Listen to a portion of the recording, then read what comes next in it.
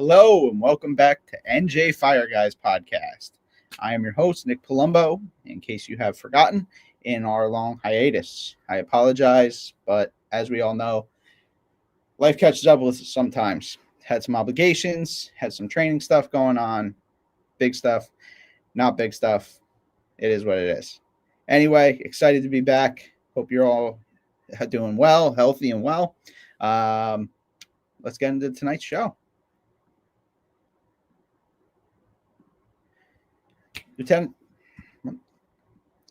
Lieutenant Scott Callahan is a seasoned fire service professional with 23 years of experience. He currently serves as a lieutenant on both a Quint and Rescue unit with the Mount Laurel Fire Department, Station 362, A Platoon. Scott began his fire service career with the Maple Shade Volunteer Fire Department, where he advanced through the ranks, reaching deputy chief. He also served as an assistant institution fire chief at Ancora Psychiatric Hospital before joining Mount Laurel Fire Department. An active leader within the fire service labor community, Scott is the current vice president of the Mount Laurel Professional Firefighters Local 4408, having previously served in the capacity as president, vice president, and secretary. His longstanding commitment to the union reflects a deep dedication to the betterment of his fellow firefighters and their mission of the PFANJ's mission. Outside of the Firehouse, Scott maintains a strong commitment to health and fitness. He has played in the South Jersey Masters Soccer League with the Pennsauken team and has been an avid CrossFit athlete since 2012. He holds a bachelor's degree in fire science from Columbia Southern and is a proud father of 2 and husband of 1. Without further interruption, man you're here to see tonight, Lieutenant Scott Callahan. Hey, what's up, Nick? How are you? What's up, brother? How are you? Thanks for coming. You just said husband of 1. I'm sure I'm never going to hear the end of that one. Yeah, I just do that. I apologize. Oh, you're good. I'm more nervous. So no, forget the rest of the people. Forget the people texting you to interrupt you. Let's just have a chat like we're sitting at the table in the firehouse. I think I might be more nervous about what happens in the chat than actually. Ignore them. All right. So tell me where it started. Where'd you grow up? What got you into the fire service? Just like another guest you had a long time ago. I grew up in Maple Shade. It's in like southwestern Burlington County, about 10, 15 minutes outside of Philly. It's about 3.8 square miles, 20,000 residents. It's like a real blue collar town. You know, everybody knows each other. Everybody takes care of each other. So it was cool growing up. All right, cool. So did you have family in the fire service or? Yeah, a lot of generation, second generation. So second generation. So my mom's dad, which is my grandfather, he's a 50 plus year member of Maple Shade Fire Department. And my dad is, I think he's coming up on 50 years. So my dad actually met my mom through my grandfather. So it's kind of a match made in the fire department. My mom's brother was on at one time. Both of my brothers were on. So I have a younger brother who is turning 40, and then I have another one who is 18 years younger than me. He's my half brother, so they're both there. All right. So were you a junior? Were you? Jesus, they're blowing up your phone. I know, and I have it linked to my computer. I've unlinked that beforehand. So please stop texting me. Sorry, what was saying? No, it's fine. So, like, did you guys have a junior program? Tell me a little bit. No, they didn't have a junior program. So it was kind of crazy. Like, I graduated. So I grew up in the fire department. Like, you know, like there was picnics. Like, I hung out with all other firefighters' kids. You know, it was like, that's what I did growing up. My dad, like, so in my house, my dad's closet was actually in my room because there was 2 closets in my room. So, like, you know, his plectron would go off, like, wake up the whole house, and he'd get dressed to go to a fire, and I'd be like, dude, take me. So, you know, I grew up going to fires and all that stuff. But I didn't join when I was 18. Okay. Everybody else in my family was like right in at 18. Not me. I kind of like enjoyed drinking and chasing girls and stuff like that and hanging out with my friends. Whoa. That's not why you joined the fire department? Well, no, I did. I guess I did it in a different manner. tattoos, t-shirts, and beer, right? Yeah, definitely. Definitely. All right, so Yeah, so I mean, I just hung out with my friends, and I kind of worked some weird jobs. Like I worked at Acme for a while, and then like once I realized I wasn't, gonna do the fire thing or whatever, or I didn't really have a plan. I started working for like a leasing company. I worked in the mailroom, and like you see those movies where like the mailroom guy just goes around and like talks to everybody and has a blast. I did. I love that job. It did was you have great. like that little cart? I had a little cart. Yeah, I just deliver mail to everybody, and like it would take me like an hour to deliver the mail because chat everybody up as I'm going around. And then we'd like sort the mail and send out all the packages that had to go out. It was awesome. I had a great boss. But at some point, like, I met my future wife, and I was looking to get a little more, a little more money. So I moved over to the sales side of it. We leased medical equipment. Okay. So I did the sales thing for a couple of years. And I hated it. It was not for me, sitting at a desk. Like I was miserable, and I probably did it for like a year and a half. So I applied for like a dispatching job at our county dispatching. And then my dad had worked for the DOT. So I applied there too. And I ended up getting that job. So I moved over to the DOT. But before that, I'm going to say, I think I was still at the leasing place. I went out with my dad one night, and we were having some beers, and, I said like, hey, I think I want to do the firefighting thing. Like, I think I want to do that for a career. Like, I'm not really sure. So he's like, hey, join the fire department. So in 2022 or 2002, I'm sorry, like August, I think it was, I joined. So yeah, Okay. So now, how old were you at this point? I was 22. Okay. Yeah, so 4-year delay, a little bit before I got involved. But I like grew up with all those guys. Like they were kind of like they were like father figures. Yeah, you knew them all. They used to mess with me and have a good time. So it was kind of weird. It was like those guys. I saw them in a different light, and now I was like their peer. Did you ever have a problem like calling him Mister? Yeah, I still did. So I had the same thing. I grew up in the East Frill Fire Company. My dad was a member, and when I became a member, there was a couple guys that were like the daytime guys that I grew up with their kids. They were always Mr. Gibson, Mr. This. And I remember pushing down a hallway one day with this guy, Joe Gibson, that I literally grew up, me, my brother, sister grew up with his kids. And I was calling him Mr. Gibson going down the hallway of this house on fire. And we get outside, and he's like, you don't have to call me Mr. Gibson. I'm like, I'm sorry, Mr. Gibson.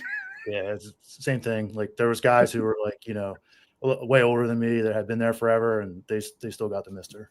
Yeah. Like, yeah, it was funny. So then, I mean, you climbed the ranks to deputy chief, so you had to do something there. Yeah, I kind of dove head first into education and taking classes and stuff like that. I took anything that was available. They had never sent anyone to EMT school. It was two separate organizations. The squad was right across the street, but it was completely separate. So I kind of was like, I want to go to EMT school. I wonder if they'll pay for it. So somehow I conned my way into going. I said like, hey, something could happen to one of our members at a fire, and I'm there. Whatever I did, they sent me. So there wasn't many people that they sent after that. So yeah, that works. So what's the makeup of the Maple Shade Fire Department? So how many houses, company?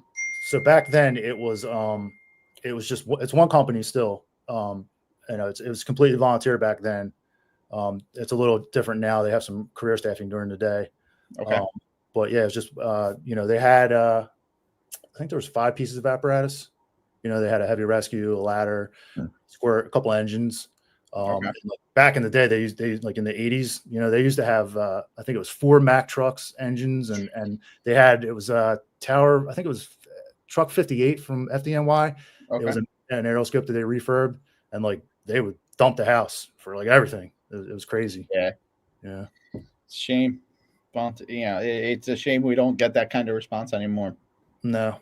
All right, so you're in Maple Shade, you're taking classes. Yeah, like so.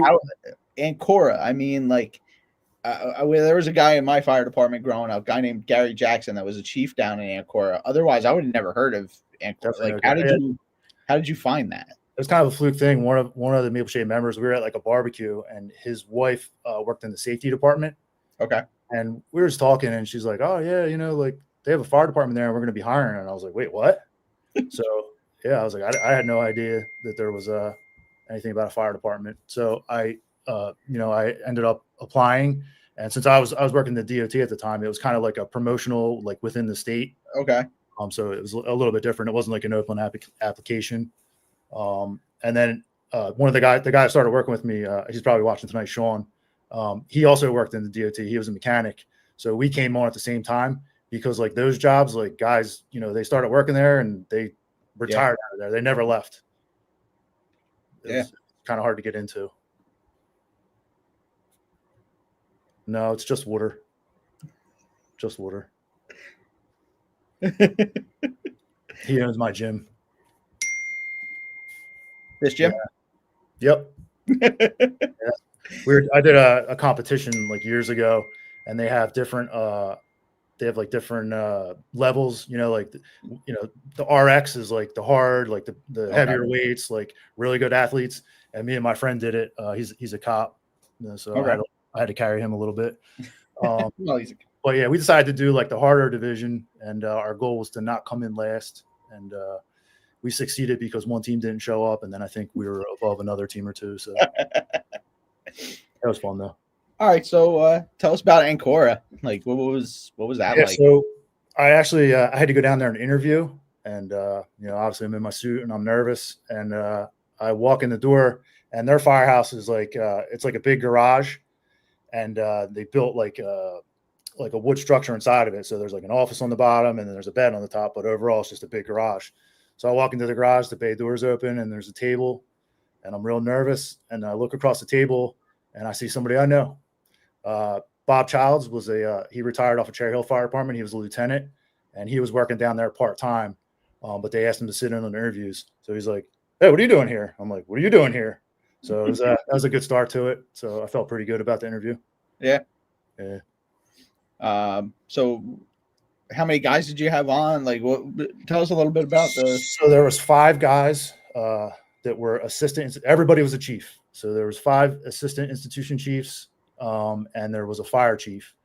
The thought process of that was back in the day, they used to have housing there, and they used to have volunteers who lived in the housing who would come back and like staff, a piece of fire apparatus. And then the guy who was working was quote unquote in charge. But there was, when I was there was no more housing. It had just gotten knocked down. It was abandoned, and they had like a couple fires in there, Okay. But yeah, so we worked 1 on 4 off. When I first started there, we were 35-hour week employees. So we weren't 40. So the schedule was 1 on 4 off. And then every month somebody had like a week off. So, like mine was always like the last week or whatever.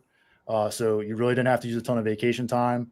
And there was like 8 hours of comp time built into every 28-day cycle. It was awesome. But that didn't last very long. Yeah.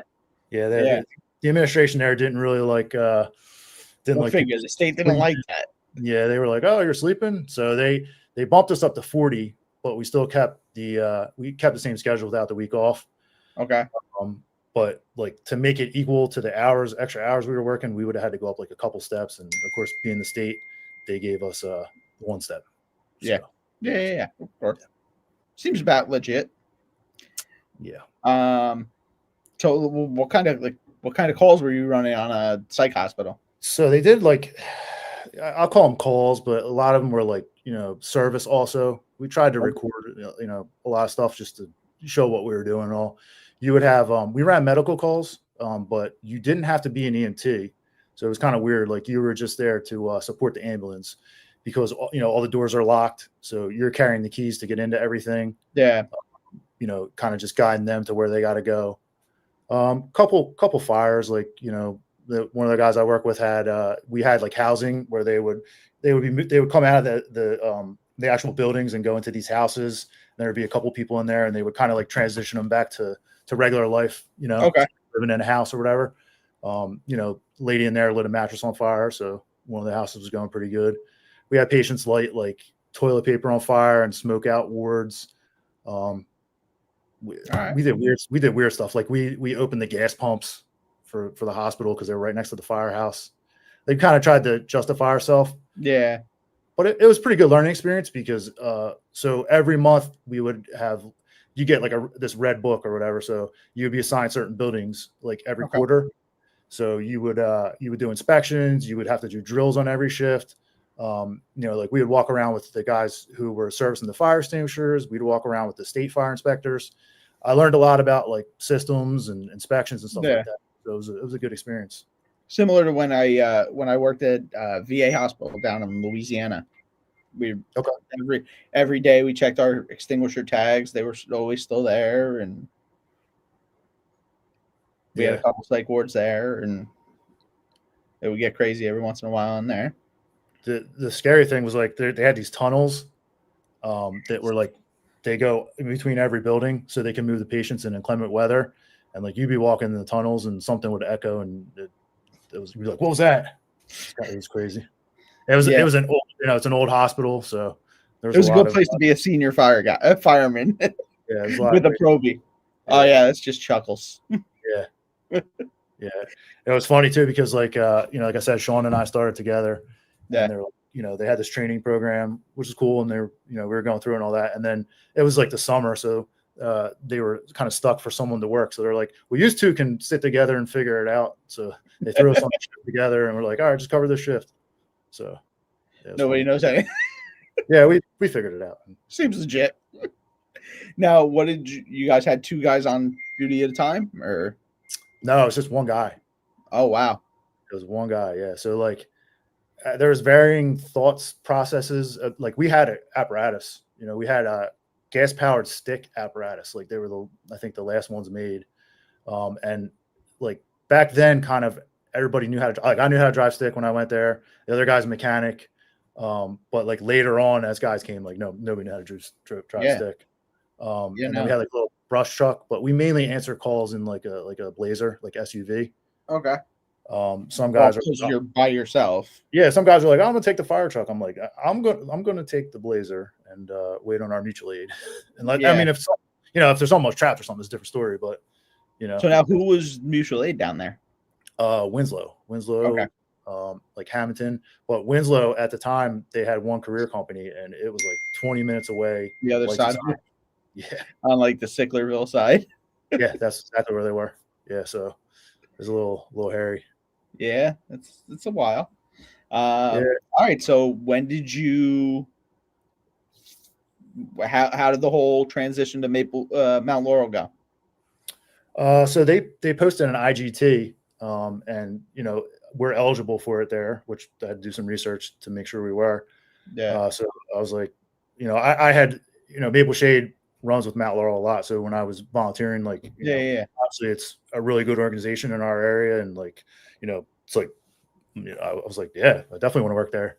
So I submitted everything, and it was kind of funny because I got a call on like a Friday, and it was kind of like hey, we appreciate you reaching out, but maybe we'll get you next time, or kind of thing. Like, I guess they had somebody.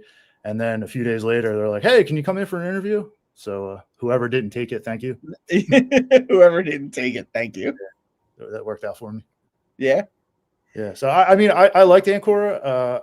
It wasn't exactly what I wanted to do. I kind of wanted to be on a fire truck with other guys. And I wasn't sure, like, they always talked about closing it, and, they're always under threat of cuts and stuff like that. So I figured this was a little more stable. Yeah. And you're not a glorified prisoner at a psych hospital. Yeah, I really never had any problems there. We did have a guy who got bit by a patient. I guess he wasn't being very nice to him. The only issue I ever had was like someone tried to run on me, but they tried to like lower their shoulder into a door to get into a hallway that was locked, that they weren't going anywhere. So have at it. You can go. But most people were pretty respectful, pretty cool. Like you treated them with respect, and you got treated with respect. Yeah. I had a guy who was like, I think he was a former Air Force fireman or something that was in there. And like, whenever I come in for a drill, he'd be like, all right, line up for the chief. And he was funny. All right. So now you come over to Mount Laurel. How was the transition? What was Mount Laurel like when you started? So there's three companies. And when I started, there were still three companies, but we had two companies were on a 24-hour shift and one worked like a day shift, 12 hours like a cop. You're off every other Okay. weekend. So when I went there, it was a little different too for like our orientation. It's, as the organization developed, it's gotten a lot more intensive and longer, and guys are getting like fire 2 out of it when we do like our academy now. But for me, it was like a 3-day orientation. And on the third day of orientation, there was an accident, and our training captain, they were responsible for investigating the accident. So they had to leave. So they were like, yeah, you guys can just ride on the company. And wouldn't you know, at 11 o'clock, we had to work in fire. So it worked out. They were like, can you guys wear air packs? I'm like, yeah, I can. I mean, I don't know. You tell me. Been a fireman for a while. Yeah. So, I mean, we weren't, I don't know. I guess they were asking if we were technically qualified through them, but yeah, it was cool. We dropped every inch of hose on the truck and had to pick it up. So it was a good first day. All right. Yeah. Did that set expectations? Yeah, no, I've been in the fire service, so I know that there's not fires every day. Yeah. I mean, when I was in Maple Shade, they had a good amount of fire duty. They were kind of well known. They had apartments out here that would like every couple of years you'd lose like 8 or 12 units. I'd lose 8 to 12 hours of my life, being there. They kind of would go straight up and run. So I got a good education in garden style apartment fires. Yep. Those places have since been sprinklered, so it doesn't happen anymore. Yeah, I mean, they were kind of busy. Like they were, they were burning a little bit. Yeah. Yeah. So you said it was 3 stations. 2 were on 24s. 1 was on a rotating 12. Yeah, the 12 schedule. Yeah, I guess it's like a police schedule. So you work your short week is Wednesday, Thursday. Okay. Week is Monday, Tuesday, Friday, Saturday, Sunday. Okay. So that, of course, was the shift that I went on. I didn't go on a 24. So, but it was cool. Like I didn't mind it. I didn't really. I had worked 1 on 4 off with a week off every month, but yeah. Yeah, no, I mean, I had worked at 24s in Ancora, so I knew what 24 was like. But it was probably be different with other people. Yeah. What what were you guys running? Like all engines? Were you guys so there's like still at the time or? So there's the volunteers would be responsible. Like we'd work 6 a.m. to 6 p.m. and they would do a duty crew from 6 p.m. to 6 a.m. That's kind of going away right now. Our volunteer program's kind of sunsetting. It's unfortunate. Like they just had trouble keeping up with members. I'm sure like everybody else. But, everywhere. So I think I was only on the 12-hour shift for like 8 months. Okay. So then I went to a 24. Okay. And then probably a couple years later, that Firehouse went 24. So all 3 stations are 24. And they've been for a good amount of time now. Now, what year did you start with Mount Laurel? 2012. 2012. Okay. And then when did because they've done some hiring since then, and you guys are 3 stations 24. Yeah, 3 stations 24. We're actively trying to get a 4th company. Okay. We have some response gaps like in the far end of our district where we're not meeting the standard. And we're going through the accreditation process right now. Okay. So and I think there was definitely some thought to it even before the accreditation process that we weren't meeting the times out there. Okay. So they're trying. It's hard getting land. Oh, they don't even have. They need to build a station for it. Yeah, they have to build a station. But we're probably going to try to put on the company at one of our Masonville station. So I'll explain it. It's kind of like 3 different firehouses. It's kind of cool. Like you work in the same town, but it's like really 3 different locals. Yeah. The Masonville local, they're up on like the northern end of Mount Laurel. They do a lot of mutual aid and like Willingboro, Mount Holly, Lumberton. They go all over the place. They end up in like Pemberton.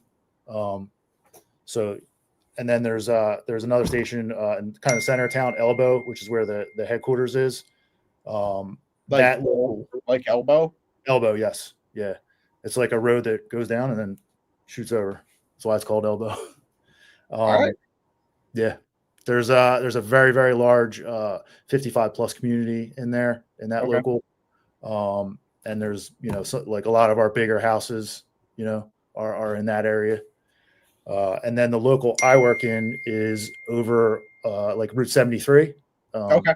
that area towards like the Turnpike 295. There's a ton of hotels. Like I think at one time Mount Laurel was like second or third in the state in hotel rooms, like behind Yeah. Atlantic City. There's a ton of hotels. We Well, got some, just right between the Turnpike and the Parkway there, or there's 295 and the Turnpike. There's what, 6 of them, 7 of them. yeah, there's a whole bunch. You wouldn't even realize they're tucked down by going towards our firehouse, and they're everywhere. And then there's the little seedy ones. Yes, yeah, that's new to the town. They gave out 6 licenses, so I think like 4 of them are right in the same like 1 or 2 block area. What? All right. So, do you guys run hazmat, technical rescue? What kind of? We don't do hazmat. That's a county function, but we are part of the county technical rescue team. Okay. So at my station, like each station, Masonville doesn't have to cross the floor. They run a Quint, and that's Okay. it. The other station, they cross between a tower ladder and an engine, and then the station I'm at has a Quint and a heavy rescue. So we're part of the technical rescue team from Burlington County. So we do that.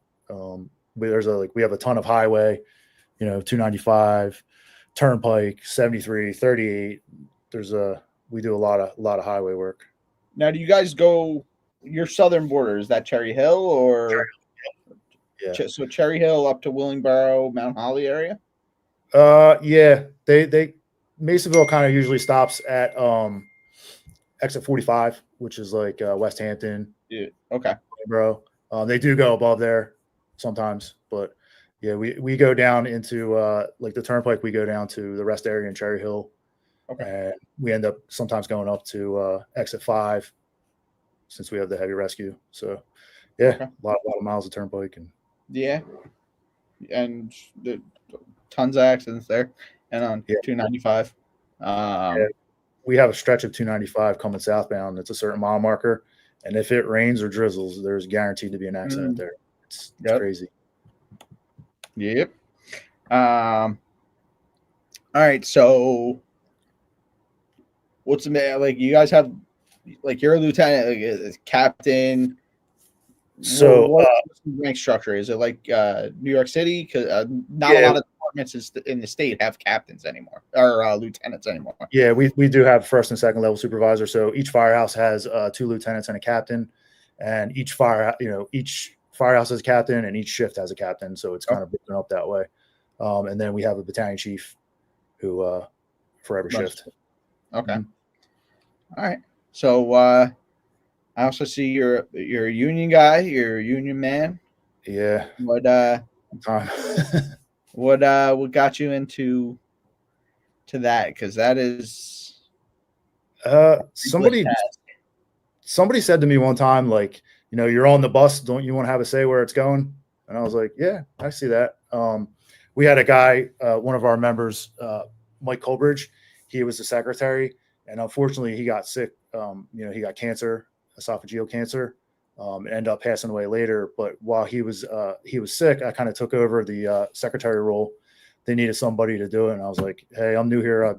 I'll step up and do it. Yeah. So I did, and then unfortunately, after Mike passed away, he was a phenomenal guy. He's a real good guy. He always looked very angry, but once you got peeled back the onion, he was a really great guy. Yeah. So I think we all know those guys from the Firehouse. So now, where were you with Maple Shade at this point? I stopped Maple Shade when I got hired in Mount Laurel. Okay. There was just too much interplay, like, yeah. I wanted to focus on my career, and like, I didn't want to have to worry about being on a Maple Shade truck and coming into our town, because I don't agree with that. So Yeah, I stopped. They're very understanding, you know. I got you. Yeah. So, all right. So you leave Maple Shade. Now, were you deputy chief when you left, or? Yeah. So their rank structure, it was a little weird. Like they had an assistant fire marshal and a fire marshal. They did investigations, but like they kind of were like more like a supplemental line officer, like if people Okay. weren't around, because the fire official was ultimately responsible for the investigations. So I ended up being the assistant fire marshal, and I didn't take like the 80-hour course or anything, but I did take some like investigation courses, and Okay. usually the county would come out. So I did get a little bit of a lesson and experience in investigations. But like I said, that was more yeah, it's kind of like more like a supplemental officer role. Okay. Then I ran for lieutenant and got that, and I think I ran for captain and got that, and then I did each of Yeah. those a couple years, and then I ended up deputy chief. So All right. yeah, I was trying to increase my education, knowledge, experience. Yeah. Because I always knew like that this was the end goal. Yeah. So Once that hooks in, you're either hooked or you're not. yeah. All right. So now Mount Laurel, you're in a couple years, get involved with the union. What kind of from the union side of it? What kind of changes have you seen to the department? So actually, like we're very collaborative now. Like we're very we have a good board. We Okay. operate the board of fire commissioners. Well, that's right. You guys are a district department. You're not a township or a Yeah. municipal So department. I mean, we not that we used to argue all the time or anything, but we kind of took a route of being more collaborative and trying to talk out problems, and Okay. not always getting at each other. Obviously, we sometimes have differences and we're not able Yeah. to work out, but usually just sitting down and having a conversation takes care of things. And we've gotten a lot of things out of going that route. We've gotten the 24-hour staffing in the other station. We've gotten the 5th man, 4-man minimums. They're looking to grow. So, we're really like focusing on the future instead of always like, being down in the weeds fighting. Yeah. Yeah. You gotta sometimes. I actually had a fire chief that years and years ago when like NFPA standards were like becoming a thing, and he would call the union president and have a grievance already, like a health and safety grievance for this is how they got uniforms, like Yeah. button up uniforms. He had a health and safety grievance written out, and it cited all the NFPA and everything, and he handed it to the president of the union, and the president's like, what is this? He's like, sign at the bottom and hand it to me. It's like, wait, why are you giving me a grievance? He's like, sign at the bottom and give it to me. Signed it at the bottom, handed it to him. Chief picked up the phone, called the base safety, and he's like, hey, they just filed a health and safety agreements. I need to buy them Nomex uniforms. Nomex station wear. Okay. And there you go. And I think he did that with fire apparatus as well. And this was the fire chief helping you file a grievance because the apparatus was unsafe. Yeah, that's so awesome. Sometimes that one hand washing the other is a little bit easier when you can communicate with each other. Yeah, and sometimes there's just things that have to go to grievance process. Oh, absolutely. And it's they have a responsibility to the taxpayers of the town, and we have a responsibility to our member safety. And sometimes we can't agree, but usually, like I said, it's a conversation. 100%.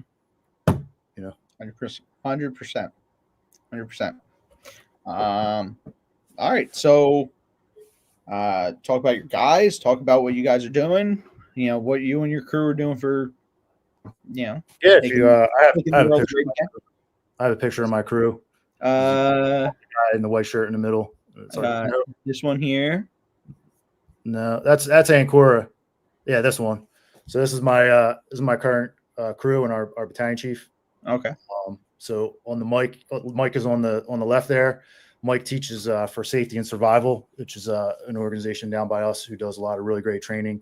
And Mike is very squared away. He teaches for them. He's aces. They do that tech rescue class on the USS New Jersey, right? Yeah. I just actually last year I took the confined space on New Jersey. It's pretty cool. I want to do that every year, but you get to see some places in the ship that no one else will ever see. Yeah, I can imagine. But we did it in December and it was very cold.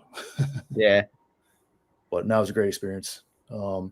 Next to him is Kurt. Kurt is my senior man. He's my my normal driver. Also another great fireman. In the middle, that's me. To the right of me is Dan O'Peasy. That's our battalion chief. He's awesome. He he lets me do my job. He's not he's awesome. Not much more to say than that. On the right is Carl and Matt. They're both a little newer, like probably I think they're about 5 years now. We did a safer grant and we hired 9 guys. They were part of that. Okay. Carl was a diesel mechanic, or not diesel. He was a mechanic before he came to us. And Goldman's job is to make me laugh every day. He's hilarious. That's his job. Yeah, he's funny. Right. He gets mad at me because I make him learn how to drive the trucks. He's like, I just want to be a fireman. I'm like, dude, you've got potential. Like, you got to learn how to do this stuff. Yeah, it's for your own good. Put the big boy pants on. It's your job. Yeah, no, he's good. Those guys are awesome. Like if you could, you ever see those little like bird things that like peck back and forth? If you put that in front of the fire truck and it answers the radio, those guys would be fine without me. They're great. Hey, but you know what though? Isn't that the goal of every officer or every chief officer? Is when I'm not here, you need to move on without me. Yeah, like a big thing for me is it's commander's intent, right? It's like a military term. It goes back to Napoleon. Mm-hmm. So you have a battle plan and everybody knows the plan, but you don't get into the weeds with the individual guys. Like, if you have a special operations unit, like they know what the intent is. And like, if they come across something and they have to change or deviate from that, they know what the plan is. Right. So like I had a fire not that long ago and I had to leave Mike down with another crew to get some things squared away on a different floor. And I have no worries. Mike will get the job done, and I feel that way for all those guys. They know what my leadership. Yeah. They know what I expect and they know their job. So that's awesome. That's awesome. Like I said, that's what your goal is as a parent, that's what your goal is, so that your children can grow up and be fully functional human beings without you holding their hand through life. Yeah. Yeah. Kurt's actually going to be promoted. He's next up on the list. So, okay. Dan is our battalion chief is retiring. So Kurt will be, he'll be a very good officer. All right. He's probably get mad at me, but. All right. Well, what are some of the other? So let's go back to this Ancora picture. That's an Ancora picture. So there was like one day a year where we would meet up because some of the guys I never saw, like depending how the shift changes and stuff like that, unless they were on overtime. Yeah. So this was the one day a year we get together. We do like our CPR and ASCOM and all that stuff. So it was our training day. The 2 guys on the end in the back are Kurt and Carl. They're brothers. Okay. Don't ask me how you can work for your brother. It was confusing for me, but they actually worked for safety. I don't know, but they work together. Okay. And then Steve to the left of me, I think he's a lieutenant or captain in Voorhees. He did the same thing as me and IGT'd out of there. Sean is down on his knees on the left there. And then Ted, he was from up your way. He was a Spring Lake guy. Okay. He was like Air Force intelligence. They're all good dudes. All right.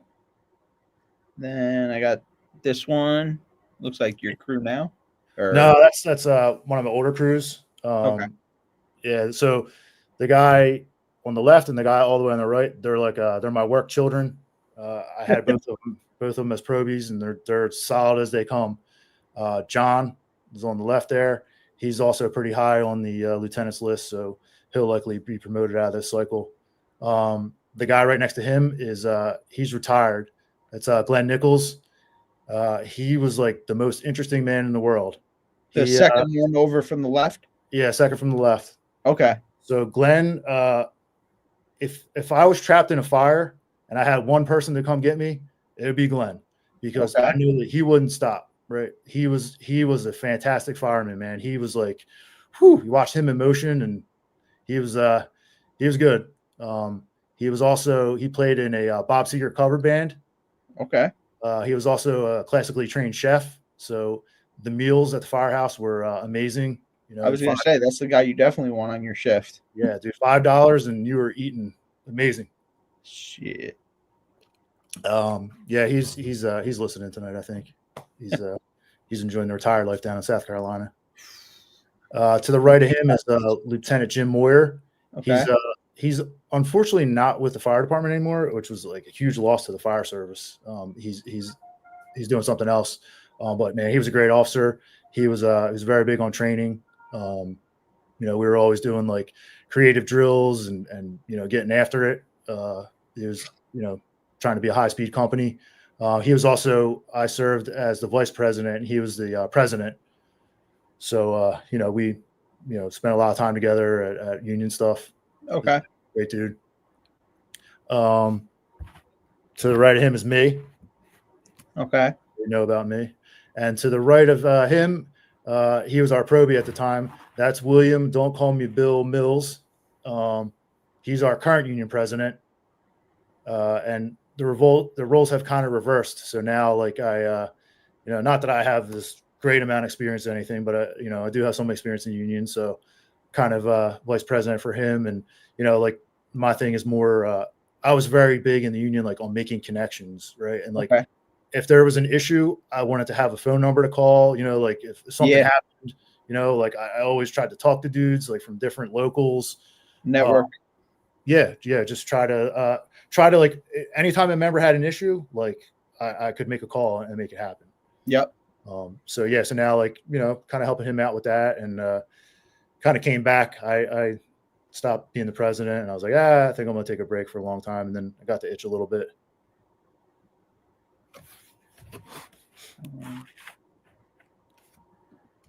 But that was actually that was a fire in a neighboring town, and like for us, there's not many times where, you know, like we were pulling up the same time as the engine.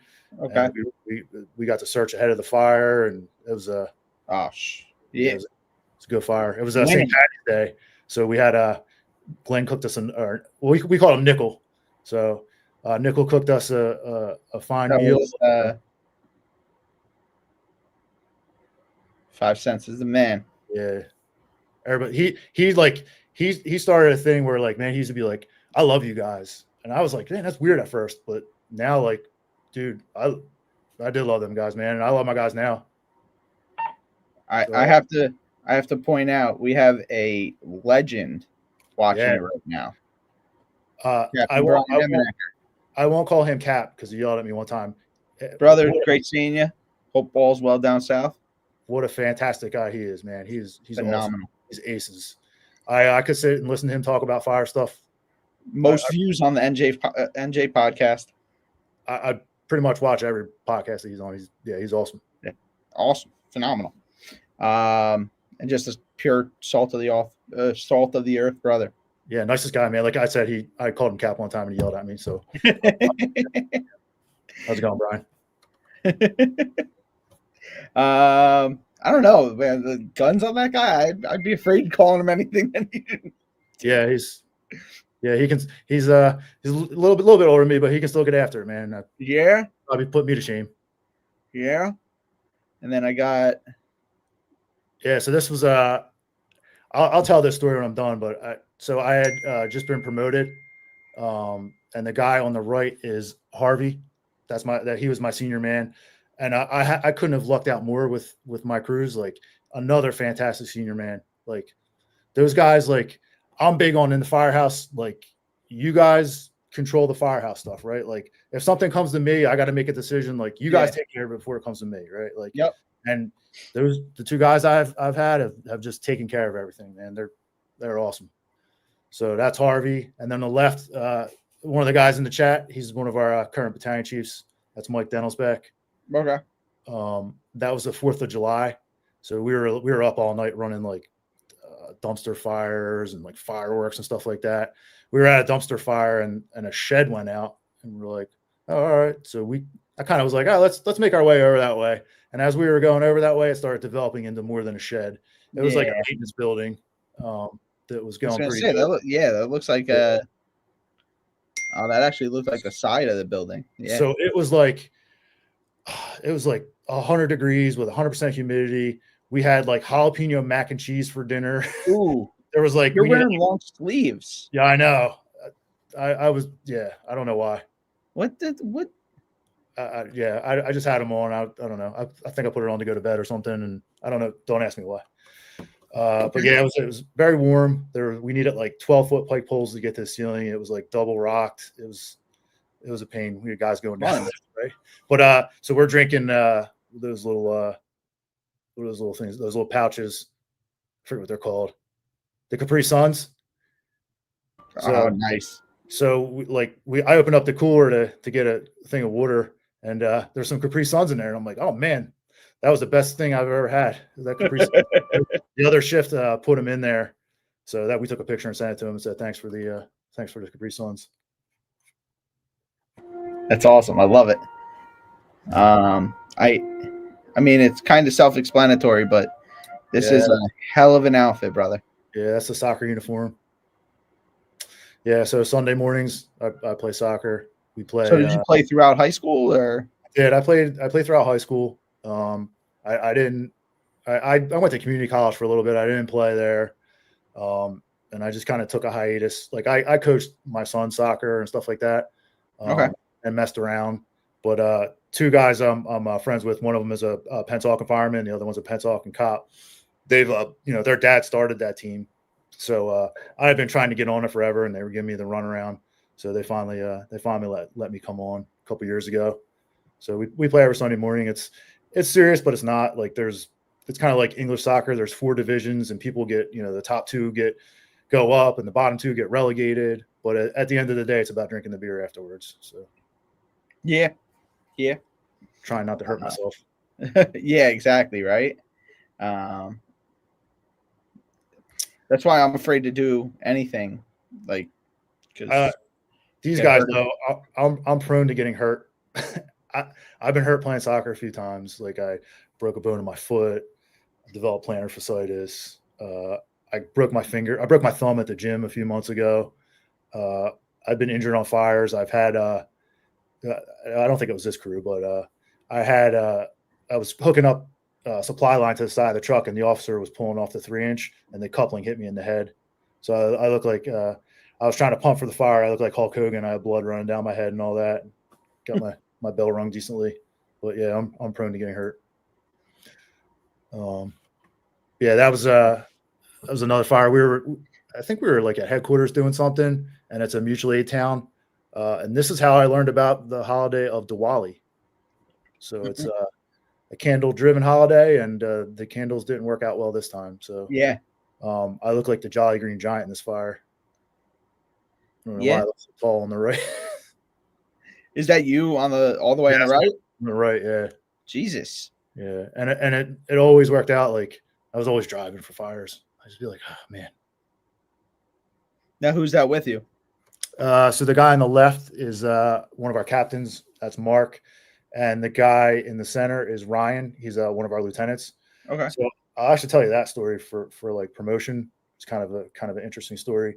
So when I first got there, I think I didn't have enough time for the first testing cycle, which is fine because I wasn't ready for that anyway. And you guys are civil service, right? Yeah, civil service. So I didn't have enough time for that testing cycle. But like I said, I wasn't ready. The second testing cycle, I didn't really study. I probably still wasn't ready. The third cycle, we typically have like 80% of our guys pass, and end up on the list. Okay. That one, 80% of the guys failed. Like there was dudes that are like way smarter than me and much more experienced. And it's like, it was kind of weird. So we kind of blew through that list fast.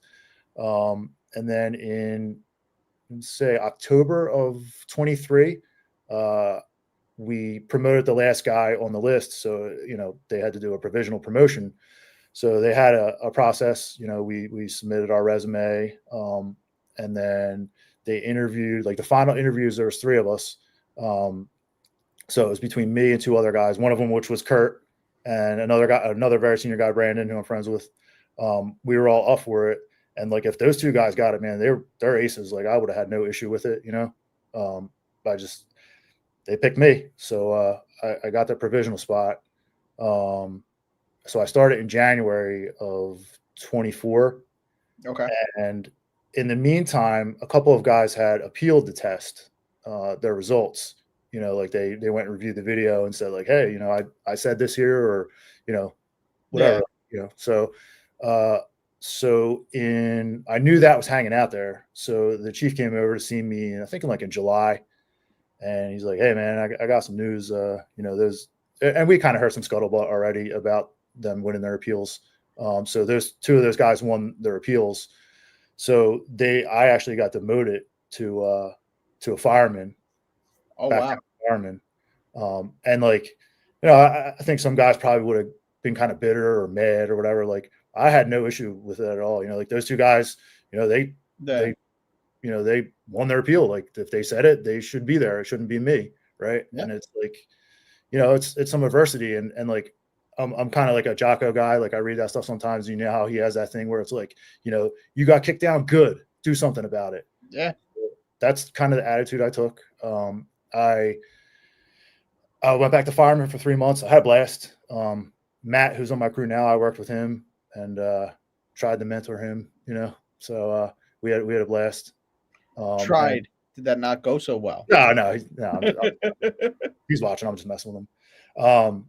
So and then, you know, like I had to go back under lieutenant, and it's like, what am I going to be, you know, have a bad attitude or be mad at him? Like, obviously he didn't do anything at all, you know. So I tried to keep a good attitude during it, and but that couple months as an officer, like, showed me that I was ready for it. I felt, and that that's what I really wanted to do. That's, you know, that's where I wanted to be. Well, and it kind of opens your eyes to what it's about, and you know what, it maybe gives you a little bit of appreciation for, hey, you know what, yeah, I'm back on the back step, but it's not that bad of a spot. Yeah, I was back driving, of course, for any fires. Well, of course, but that's how it always works. So, but when the chief came to see me, he's like, hey, listen, like, with retirements and stuff like that, like, you know, you're kind of like being stand up about it. So my intent is to promote you for the next provisional spot, because you know, the test, like, those guys won the appeal, but there was still no test. You know, we hadn't gone into the testing cycle yet. So we started the testing cycle, and then this past January, I got promoted again. So went back, and in that time period, I really, really buckled down, and I really didn't put any effort into the test. And that was the main thing too. Like, who was I going to be mad at but myself? Like, I didn't put the effort into it. So what did I expect? You know, this time I'm not going to single out any prep company. Like, I used one. They're all great. They're all great dudes. But the one I used for the oral was very intensive. It was like, you know, we met 1 or 2 times a week, and it ramped up even more from there. It was a ton of one-on-one time, which is what I needed. And like, I watched a video of myself when I first started as compared to the end, and it was like night and day. Yeah. Like, I was amazed. You know, I really, really put a lot of effort into it. You know, and all of it made me a better officer, you know, reading the books and, you know, arrival reports and understanding and all that. Like, it just made me a better officer. Yeah. But yeah, so I really put all the effort into it. And, you know, when we were waiting on the results, I'm like, listen, I did everything I could. And if it's out of my hands, I had to finish like in the top 3 or 4 to keep my job. But it was, you know, like, I put forth all the effort I needed to, and I ended up finishing number 2. The guy who was number 1 used the same service as me. So, you know, I expected him to score very well also. Yeah. You know, so yeah, so I kept my job, and you know, it taught me a lot about adversity and you know, staying the course. So, you know, and like you said, at the end of the day, it wasn't anything you did wrong. It wasn't anything they did to you. No, you know, no, they've been wronged, and no, those guys are doing an awesome job as officers, and So Yeah. it was what it was. Absolutely. And then I got Those are my 2 work children. work children. Yeah, they're great, man. That's John on the left and William on the right. So that was my first promotional ceremony. Okay. So they did a provisional ceremony, and then the chief was like, "What, do you want another one?" And I'm like, "No, I'm good." First time. And then lovely Yeah. family here. That's my daughter Taylor on the left. She's 10. That's my wife Meredith to the right of me, and that's my son Braden. He looks like completely different now. He's 15. He's a freshman. I think he's actually taller than me now. He still looks kind of babyish there, but Yeah. he's a good kid, man. He plays multiple sports. He's in the honor society. Dang. I think we're doing all right with him. Yeah. Any inclinations towards the job or no? No, I don't think so. I think Good. that's me. Yeah, I don't know. You did a good job. I don't know. I said the same thing. Like, I really didn't have any interest in it. You know, Yeah. I'm like, nah. He's big into math. My wife's a math teacher, so like, he loves math, and I hated math. I was terrible at it. You know, like I could barely figure out pump pressures. You know, like, but he wants to do like sports he wants to be like a sports analyst. All right. Do stats and stuff like that. And I'm like, hey man, whatever. If you give me free tickets to games, do it. Yeah, right. But he's as he's gotten older, he's asked more questions about the fire service. So okay. I don't know. We'll see. Well, I forget. It was on a podcast the other day I was listening to, and the host asked the guest. He's I hate that I forgot who it was, but what would you say if your child, if your son came up to you and asked you about getting into the fires, would you encourage him or would you push him away from it? And like it was a couple older school guys, and like I get it with like the changes in the job, but it's, to me, I don't know, it's a societal change, so it's not like it's I mean, it's the best job in the world. I mean, how can you yeah. No, I mean, I obviously it takes its toll on your body, your mental health, and all that. So I'd rather he not go through all that. But man, if he wants to do it, he's going to love going to work every day. Yeah, exactly. And at least they'll be happy. I have a smile on my face every morning, and if I'm not there that day, I feel like I missed something. If I'm not there that day, you usually miss a fire. Yeah.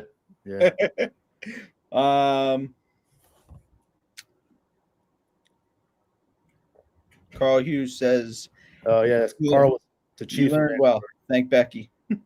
Yeah, Carl was the chief of Ancora, and Becky was the member's wife I was talking about. She worked in the safety department. So okay, yeah, Carl's a good dude. All right. All right. So what else are you doing? What any training? Any kind of? Actually, I just recently went to the Key City Fire Conference. Okay, how was that? It was awesome. Yeah, it was awesome. I unfortunately I couldn't stay for the hot classes, so I just ended up doing the 2 days of lectures. Okay. But yeah, I mean, for like they had a very reasonable room rate. I stayed at the hotel where I went by myself. My wife was like, "You're going to go by yourself?" And I'm like, "Yeah." I've been doing that for years. For me, it's myself to training. For me, it's like a recharge thing. Sometimes I feel like I'm getting stale and I need to get down and talk to some like-minded people. And I know I actually sat through one of your guests, Dennis Riley. He's a Berry Hill guy. Great dude. I sat through one of his classes. And I met Al Benjamin from Rescue 1 and FDNY. Very nice man. Very nice man. Great guy. Great guy. Very good dude. I've bumped into him too often lately. Former Rescue 1 guy that's a good friend of the family passed away earlier this year, and bumped into him there and down at Andy Frederick's Training Days, which is now Training Days. Have you ever gone to that? No, I did the virtual option one year, which phenomenal. Yeah, it was awesome. I was so upset they got rid of it because it always ends up falling on days I'm working and there's not enough staffing. And it was cool. Like it was just like surreal sitting there talking to Al Benjamin. Like I used to watch his FDNY videos and stuff like that. Yeah. Like one of the things that got I was already around the fire service, but that roof rescue with Kevin Shea, like I I watched that when I was a kid, and I was like, that's what I want to do. Then it's funny, like my dad and I were at FDIC when I was in Maple Shade one year, and we're in the elevator, and the doors open up, and Kevin Shea steps in, and I'm like, oh, but I didn't say a word. It's weird. Like I used to do concert security for years and years and years, and I'd be, right next to Bon Jovi, Metallica, Bam Margera, all these superstars, celebrities and stuff, backstage and stuff, and I fanboyed out when I went to Phoenix for a Blue Card conference and met Alan Brunacini. Okay. I almost wanted to like break out a pen and have him autograph my hand or something. Yeah. People are like, what? Yeah, exactly. Like I said, it was a great conference. Like it's very reasonable for the room, very reasonable for the conference. If you can get down there, it's a good one. And they do a lot of work in that area. That's an area not a lot of people know about, but they can do a lot of work in Frederick County. No, and unfortunately, like Frederick looked like a pretty cool city, but I didn't really get a chance to go out and explore it. Yeah. And I had like a long travel day, and that night they did like a Brotherhood event. And yeah. I just fell asleep. It's rough, man. It's rough. Yeah. But yeah, I started doing that years ago, just booking, like, because I was always waiting around for friends to get back to me whether they wanted to go to this conference or that conference. Yeah. At FDIC for years, I was always waiting for somebody to get back to me, and finally I was like, you know what, I'm just gonna book the travel, and if somebody's gonna come, they can come. Like, yeah. And I started going to a lot of conferences by myself around the country, and that's actually one of the things that like led me to the idea of this show, because wherever I was the only guy from Jersey there. Yeah. And somebody always came out of nowhere and was like, hey, you're from Jersey? I'm like, yeah. Like, where in Jersey are you from? And I would try to like explain where Freehold was, and they're like, no, like what town? I'd be like, Freehold. They're like, oh, I grew up in New Brunswick, or my grandmother has a house in Manalapan, or it's cool. There's a lot of talented dudes in New Jersey, man. Yeah, a lot of talent it's come out of New Jersey too. There's and working around the country. I mean, there's literally a ton of talented dudes in my department. Like I was joking this morning. I'm like, I don't know why I'm on here. Some of you guys should be on here. There's a lot of talent in Burlington County. I mean, around the state, really. And not even on the job. Like, there's a lot of very talented, knowledgeable volunteer firemen that just, for one reason or another, never got on the job. Yeah. Never became a profession. You think about like our time frame, the early 2000s. Oh, dude. There was no hire. There was no money for hiring. Nope. Then there was the recession in 2008. Then there was all the vets coming back from the war. Yeah. And still not a lot of, but now that I'm out of the hiring age range. We hired a kid. He's not even 21 yet. And like, he volunteered maybe for like a year and took the test the first time. And I'm telling him, I'm like, dude, you have no idea how hard it was back in the day. It took me 10 years to get to Mount Laurel, which was, what I wanted to be. It took me 10 years, and I tested, I think I heard you talk one time about taking Cherry Hill's test. I took 1,200 guys. I took 1,200 guys for like a few spots, like it was crazy. Yeah. And now guys are just walking on the jobs. I'm like, man, you have no idea how easy you have. Now they're leaving one job to go to another, Like, I guess it's good in a way, but it's phenomenal. But I mean, at the same time, we can't get people to take the test. What was it? Plainsboro. Last time they put out, they were putting on. What were they? They just they were going to 4 tours, and they had to hire 8, something like that. They got like 16 applications. Yeah, and then out of the applications, they only had like 12 that were qualified. Really? That met the requirements that they asked for. It's like, what? And then you call them and, this one already took a job somewhere else. It's crazy. Yeah. That's good for them, though, I guess. Think of how hard it is for my department with our schedule. Yeah. I remember we were talking about when we went down to DC for the LegCon conference. I always remember you guys like fighting for your schedule and mutuals, and I'm just like, oh man, Yeah. like we have a good. Like I can't complain about my department. Like the leadership, they care about the guys. They're always looking to improve. You know, they're keeping up with equipment. I have no complaints, man. You guys have beautiful equipment. I used to tell people like, hey man, I was at, this PFANJ event and I'm listening to someone's problems and I'm like, the problems that we have are nowhere near that. People in this state, their firehouses are getting condemned. Yeah. It's definitely a different world, different world from town to town. You know, you think about the issues the guys in Camden right down the street from you have, Pennsauken, Yeah, but you know what? The fire service always does the job, Yep. Bell goes off, we still go. We still show up. Whatever you throw at us, we're still going to get it done. Yep. Yeah. It's what is it? Engine company, a report from Engine 82. Dennis Smith says it. The South Bronx in the 60s and 70s, that was the only thing that the people could rely on. If they pulled that handle, the fire truck was going to show up. Yeah.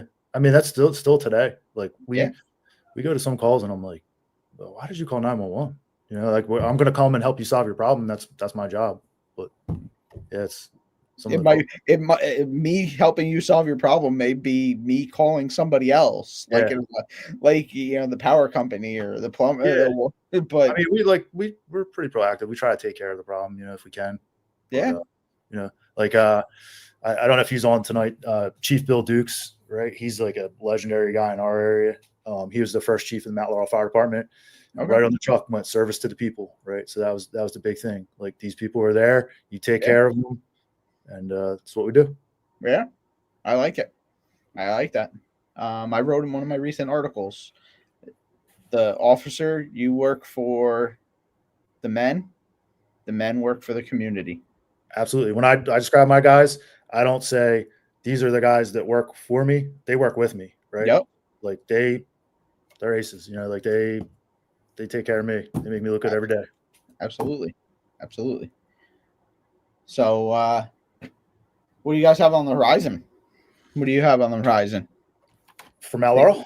Yeah. Just trying to get that the fourth company going. So I don't know what kind of time frame we're looking at. There's a lot of different factors. You guys still do the IJTs or? Well, no, we've been going off the list. We did a lot of IGTs just because the list would be exhausted or it would be at the end of the list. But yeah, the past couple hires, like we did 6 that were completely off the list. And like, it's funny because when I started there, I think it was 1.5 years before we hired anybody else. So I was a low guy in the department for 1.5 years. Now, like a guy's coming in, I shake his hand and here he has someone after him. Like it's funny. Yeah. We're hiring like 9 guys at a time, 6 guys at a time. And it's going to kind of ramp up a little bit too, because we're getting in that range, where the department started and guys retiring, 25 years later. And it's going to be a lot of moving parts. And to their credit, they've realized that in the past few years and tried to develop people and put them into spots and get them into different roles and get them experience. So, so how many, what size are how many guys do you have?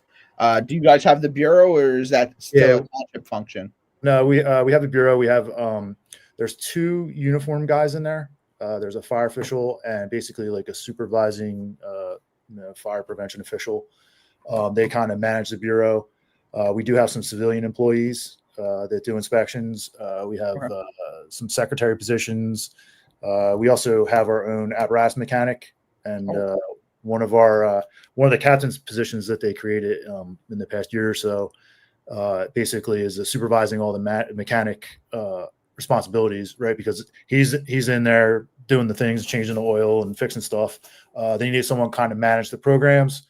But that guy kind of takes on a dual role. He does facilities also, takes care of the buildings, things that we write up in issues. So it's worked out really well. Okay. That's awesome. That's huge. Having your own on-staff mechanic. That's phenomenal. Yeah. And then we also have a training division. Like I said, right now we have a battalion chief and a captain in there. Okay. So it's been working out pretty well. there's like on the topic of training, they've been pumping out some good stuff. So, we're getting stuff out of them every month to do. So it's been good. Okay. Top of the regular stuff that we do every day. Awesome. Do you guys do a lot of inter-department training with the mutual aid partners, or? Yeah. So as far as the rescue task force, the technical rescue, those guys meet up. We meet up with Camden County. Okay. They try to do like a couple drills a year. I mean, for guys that don't know, Burlington County is pretty diverse. Towards where I'm at is a little more densely populated. You've got farmlands. So they kind of do a bunch of different things. Like they go out to like Kurt's farm is awesome. The guy that works for me, Kurt, his farm is like a playland. Like we go out there and he'll dig a trench and we can do a trench class. Is that the farm everybody talks about? Yeah. That's awesome. Yeah, it's great. So I keep saying I got to get out there one day while they're out there training. They've had, I don't know if it was, correct me if I'm wrong, somebody, but I think it was like Purdue or somebody came out, the grain rescue. So yeah, it's all kinds of diverse stuff going on in the county. It's pretty awesome. Yeah. Awesome. We, and then like, we'll meet up, like if we do live burns, we usually meet up with some mutual aid partners to do them. The past year or two, what's been really cool. Like the chief really wanted us to work together, because like sometimes we send up one company because we got to leave two companies in town and they're working with mutual aid. He's like, no, I want your platoon to work together at the fire academy. So we go up there and we get coverage and it's been good. Yeah. I mean, it makes sense because you know what, today you might be over on the engine company and now you're going up there and for the last 6 months, you haven't gone and trained. Yeah. Yeah. No, it's been working out good. Yeah. That's awesome. All right. So what else you got for me? Union stuff? No, I'm going to retire from the union someday. Wow. I don't know. No, you're not allowed. Once you get in those positions, you're not allowed. Like, no, I actually like it's, I'm about to enter my 21st year, so I'm getting towards the end. And it's, there's a guy actually now, he's down at the PFANJ convention. He kind of went in my spot. So I'm trying to get him up to speed and get him going. So, it's like, it's good. A lot of the younger guys want to step up and do things. So you got to get them involved. Yeah, exactly. It's just a matter of teaching them and showing the ways, because like we were talking about before, you can't always just go at management. Sometimes you got to be like, hey, let's have a conversation here. Yeah, you got to read the room. Yeah, and I've talked to a lot of guys, and sometimes it's like you got to take a harder stand, but you don't always know everything that's going on in the background, and the guys are usually pretty good in understanding. Yeah, exactly. Now, have you ever? So you guys are one local officers? Yeah. So we have 3 different shops. We have a firefighter shop, officer shop, and then support staff. Gotcha. But yeah, so each has their own contract. But we're one local. Gotcha. Yeah. So we were part of the Burlington County. I think they broke off in, I don't know, I'm going to get the year wrong. It was quite some time ago. I think it was maybe 2004 or something like that. So we just kind of grew and had our own needs. And then, we had enough people. So we moved to our own local. Yeah. Makes sense. Makes sense. All right. So, any shout outs, any stories? I don't know. I was hoping some of them didn't come up in the chat box. I don't know if they passed the statute of limitations yet. All right. Well, then we'll get into the Jersey questions. All right, let's go. Is it pork roll or Taylor ham? It is pork roll, and I don't eat it. I don't like it. I know it's controversial, but I've had it once. It was okay. Once. Well, you got to try it a second time. Make sure you didn't like it the first time. Maybe I'm completely out on Scrapple. That's out on Scrapple or in on Scrapple? I'm out on Scrapple. Oh well, that's yeah. I mean, pork roll's a little better, but I don't know. Maybe I'll have to sneak it in on a burger or something for me. I don't know. Ooh, yeah. All right, who's got the best pizza?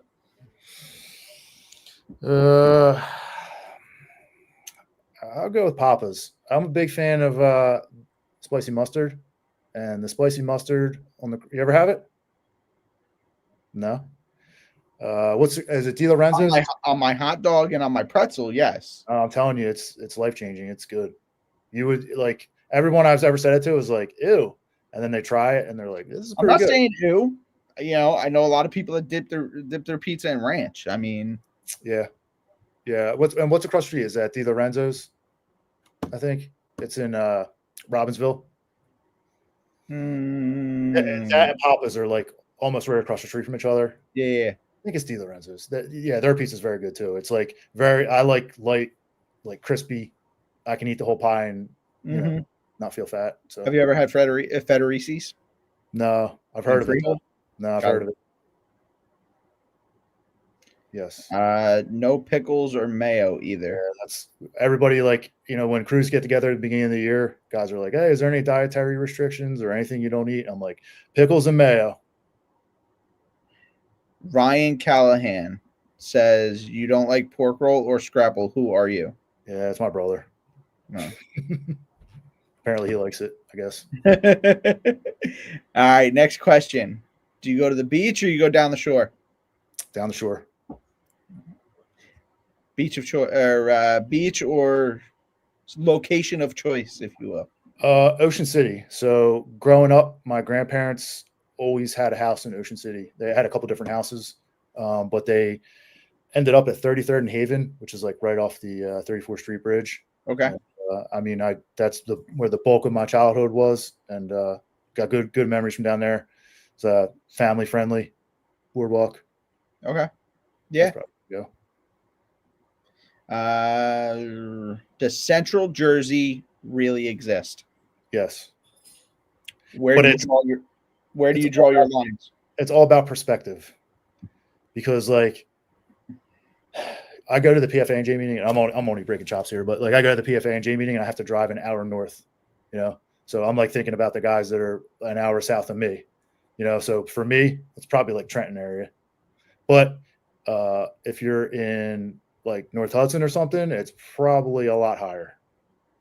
So it's all about perspective. All right. So you yourself don't have some hard lines. Yeah, but I feel like anytime I go above Bordentown, I'm in Central Jersey, and then maybe like New Brunswick or something, then I'm getting into North Jersey. 195 in the Raritan River? Yeah, we'll say that. Makes sense. I mean, like I said, where my lines are. Guys are like, man, that's South Jersey. Yeah.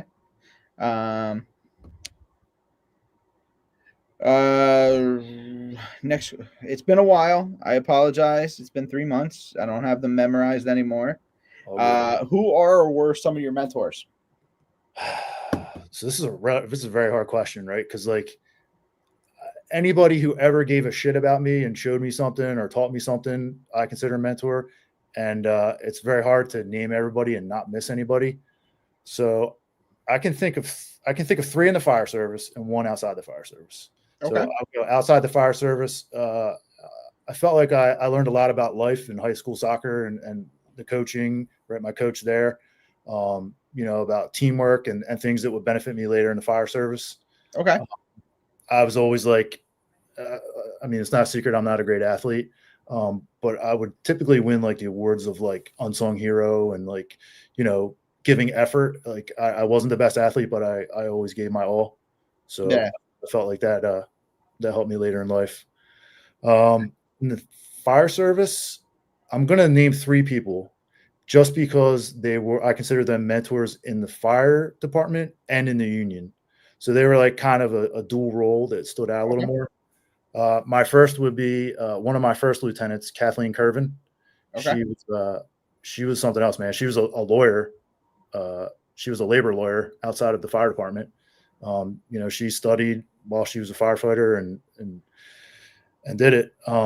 She was awesome. She was an awesome union president. I was secretary under her, so I learned a lot. In the fire service, I learned about, she would step in front of some bullets for her men. Like if I screwed up, she took the bullet, and then we talk about it afterwards. And mainly, I would have the urge not to do that again because I didn't want to make her look bad.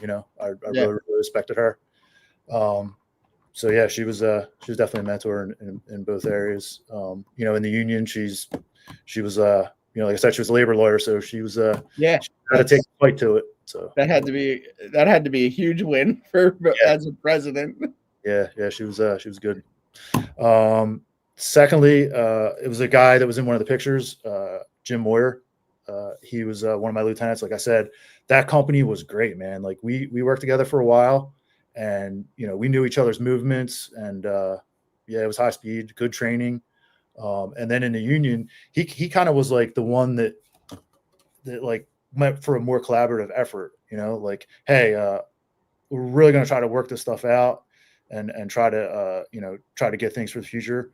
So I would say him. Yeah, he was one of them. And lastly is my current battalion chief, Dan Opezi. Like I said, he's been awesome as a battalion. Like he really just lets me do my job. You know, which is not everybody does that. He trusts me, and I have a great amount of respect for him. He also, when I became president, I begged him to be my vice president. He was a former union official, and you know, I not that I was newer, but I was a new president. You know, Yeah, a lot of every challenges. position's new to the position is still new. And Dan was there, man. He was my consigliere. Like I would call him and run through scenarios, and he always had great advice. So he was definitely a mentor, and I hope I'm doing that now. You know, I'm not trying to be him or anything, but hopefully, you know, guys are coming to me for union advice. So hopefully I'm doing the same thing and passing that knowledge along. Yeah, definitely. And I don't know if you saw me pop it up, but Kathleen Curvan says, "Thank you, Scott." Oh yeah. That was another great crew, man. Like her husband was a fireman in Cherry Hill that retired. The Okay. greatest guy in the world, man. He unfortunately developed cancer and passed away while we were working together, and we became very tight knit, man. Like it was such a loss, and yeah, it was definitely one of my favorite crews. Yeah. Next question: proudest accomplishment or achievement? I guess I'll do the same thing, like one in the fire service and one not in the fire service. Probably being a dad. It's a very hard job. It's there's no instruction manual. No. But like I said, they're you know they're awesome kids, and hopefully hopefully we're doing a good job. Yeah. In the fire service, I don't know. It's kind of a toss up. Like I'm really proud of like guys that I work with or work for me that you know get promoted. Oh, I got to cut you on this one. That's my daughter probably. That's my wife's thing, so my daughter's probably on it. That's my dad. Yeah, it's an awesome feeling when like guys that you know are on your crew that work under you or work with you get promoted, and I would say it's between that and just the process of becoming a lieutenant. Like I really put a lot of hard work into that, so it was you know it's something to look back on and be proud of. Yeah, it's funny you say that because I noticed that a lot about a lot of my guests that they always bring that up. One of their biggest accomplishments is watching the guys around them or that you know that they supervised or they broke into the job progress and promote. You know, it's not right away their first. Oh, my biggest accomplishment is you know probably the two biggest accomplishments that biggest answers I get are being a father or being a family man, or watching the guys that worked with me get promoted and succeed. Yeah, and it's like I don't think I've been an officer enough to affect long enough to like affect too much change in that. Like Kurt is getting promoted. It's not because of me. Kurt's just a phenomenal fireman and dude. So he was on that path anyway. But now as I'm an officer, I'm getting younger guys. Like, you know, two of my guys are getting their acting book and learning how to act and hopefully moving towards being an officer. So that's a little more like, I guess, in the future accomplishment. But the guys that were probies on my crew that I worked with, like they're doing great things, man. They're, like I said, you know, my two work children, Johnny he's ridiculous with technical rescue. Like he's an encyclopedia, you know, and he works for safety and survival too, doing classes.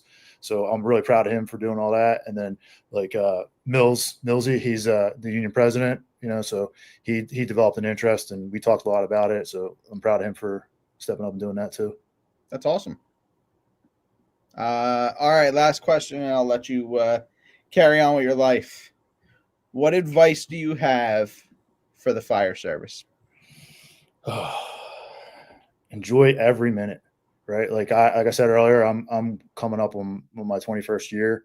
I'm starting to come to the realization that there's not much time left, and I'm still having fun every day. Like savor it, man. It goes by so quick. It was like I can remember walking in the door of Mount Laurel, and now I've been there all this time. So yeah, savor every moment. Yeah, absolutely, definitely. And you never know when it's going to be, especially a job like that. You never know when it's going to be over like that. Yeah, you could get hurt and your career's over. And my brother, just shout out to my brother. Just April had to push the button on his retirement. Yeah, back in September of 23, he slipped and fell off of the brush truck up in Monroe and broke his back. And you never got that last shift, last dinner. It puts it in that perspective, right? You didn't get that last call, you didn't get that last dinner with the guys. And like you talk to the retired guys, and they're like, they're like, it's not the same, man. It's great coming back and having coffee and sitting at the table. Like we still we have a lot of our retired guys come back. We when we work our Fridays, we do Pizza Friday. Okay. So we usually try to invite some retired members back. Okay. To partake in that, and that's how I think we're doing things right in the department. They love coming back and hanging out with us, and they still feel welcome, but it's just not different. Yes, it's different. Yeah. I can absolutely 100% see that. I mean, it's not home anymore. No. But then, I looked at my dad when he was coming up on retirement. So my dad retired in 2012, and January 1st of 2012, he got out as volley chief in a volley house. And then 5 months later, he was retiring from the Firehouse from work. I'm like, are you ready for this? Like, and then I was sitting there having dinner at their house one night, and I looked at him. I'm like, are you ready for this? Like, you've been working 72 hours a week your entire, like, for the last 25 years. Like, are you ready for this? And you're not going to be fire chief anymore. And then I looked across the table, and I went, I looked at my mom. I was like, are you ready for this? Him being home every night? Do you know what's really scary is, like, for the first part of it was guys are coming onto the job after I graduated high school. And I'm like, wow. And now guys are coming onto the job after I came onto the job. Like, I'm talking about a movie, and they're like, what are you talking about? And I'm like, dude, you never seen that movie? And they're like, I wasn't born. I'm like, oh. We were talking about, so I quoted Waiting. Remember the Ryan Reynolds movie? Yeah, we were just talking about that movie the other day, the Batwing and all that. Yeah. That's, same thing in our firehouse. Somebody didn't know what that was, and we're like, one of the kids I was working with, I'm like, that's it. We're going in the day room and we're watching that movie right now. I actually, the guy that's our president, Mills, like one day we were watching TV, and I'm like, Point Break came on. I'm like, what a great movie. He's like, what's this? I'm like, you never saw this movie? He's like, no, when did it come out? I'm like, 1991. He's like, that's the year I was born. I'm like, oh, I'm getting old. Oh, classic that they ruined with that new one. Yeah, it wasn't. Yeah. All right, brother. Do you have anything else? Any shout outs you want to make? Nah, thanks for everybody that tuned in and supported me. Thanks for dinging 9 million times throughout the podcast. At least they calmed down towards the end. They did, yeah. I'm pretty sure that me asking them to stop was probably not a good idea. So yeah, that just made it worse. Yeah, you're probably gonna hear some things in a minute. I'm surprised it hasn't started yet. No. All right. Well, thank you for coming on. I appreciate it. Hang out. I'm going to say goodbye, and we'll say our goodbyes off the air. Thanks for having me on. I really appreciate it. Absolutely. All right, everybody. That wraps up run number 4 for this year. Again, I apologize for the long hiatus between episodes. Had a lot going on, but that explanation is for another night. We have a couple more guests lined up for the next few weeks. and those will be posted on social media. I want to thank our guest tonight, Lieutenant Callahan from Mount Laurel, again for coming on, and I want to thank you, the guests, for coming out. Please like, share, subscribe, and comment. Let me know how you like the show. If you have any other guests that you suggest or any ideas for the show to make it better. Have a good one, and as always, stay safe.